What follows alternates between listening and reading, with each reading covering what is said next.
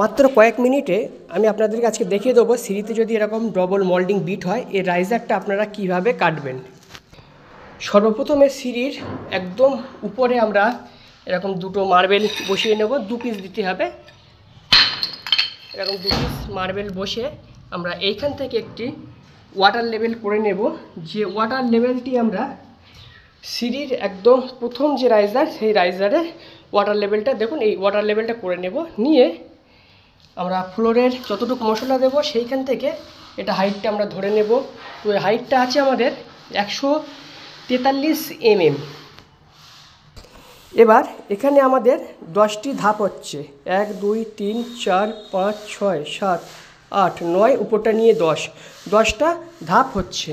10টা ধাপ আমরা একত্রিত করব, করে আমরা দেখব এটা কত চওড়া হচ্ছে।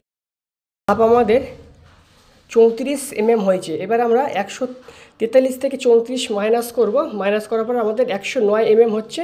এবার আমরা ওই 109 mmকে দিয়ে যতগুলো রাইজার আছে ততগুলো রাইজার আমরা ভাগ করব, ভাগ করলে আমাদের রাইজারের মাপটা চলে আসবে। এইরকম ভিডিও আরও পাওয়ার জন্য আমাদের ছোট্ট ইউটিউব চ্যানেলটি সাবস্ক্রাইব করে আমাদের পাশে থাকুন। যে কোনো প্রয়োজনে কমেন্ট করুন, সঙ্গে সঙ্গে তার উত্তর পেয়ে যাবেন।